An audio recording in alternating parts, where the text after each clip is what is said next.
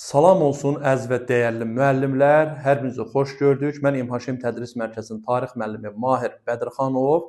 Onu da qeyd edeyim ki, yeniliklər əsasındadır. Bir məsələni də qeyd edeyim ki, 19 oktyabr yeni bizim MİQ qrupumuz açılır və sertifikasiya qrupumuz da bu yaxınlarda yeni bir qrup açılacaq artıq ki, 4-7-ci günlər 19:30-da.